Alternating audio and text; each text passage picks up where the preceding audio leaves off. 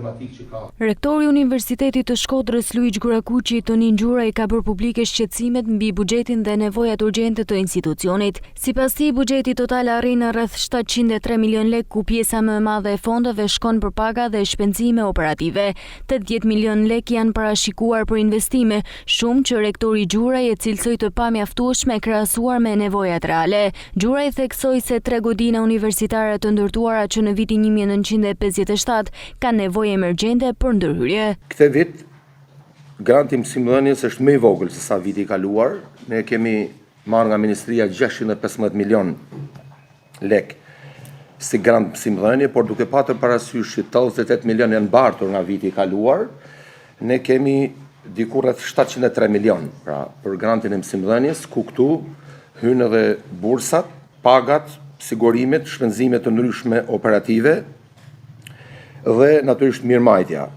Edhe pse në zërin e mirëmbajtjes ne nga 14 milion vitin e kaluar, këtë vit mirëmbajtjen e kemi rritur në 20 milion. Ne kemi shumë nevoja për rekonstruksionin e godinave.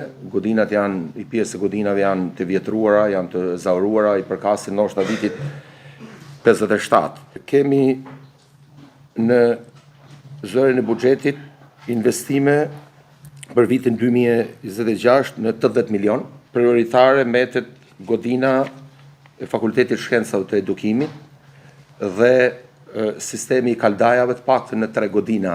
Duhet të them hapur që është i pamjaftueshëm. Rektori ripërsëriti thirrjen për politikën në Shkodër që të mbështesin projektin për ndërtimin në një kampus universitar ose për vënien në dispozicion të një prej godinave të ish spitalit psikiatrik apo atij të sëmundjeve të brendshme. Përsëri, nuk do të hezitoj ta përsëris disa herë nevojën që ky institucion të ketë një kampus të ri. Dhe përsëri bëj thirrje të gjithë faktorëve politik, Bashkisë së Shkodrës, Ministrisë së Arsimit dhe Qeverisë Shqiptare, pra që të na mbështesë. Kemi kërkuar njërin prej godinave të cilat ende nuk po marrin një përgjigje, ose godinën e ish sanatoriumit apo godinën e ish spitalit neuropsikiatrik.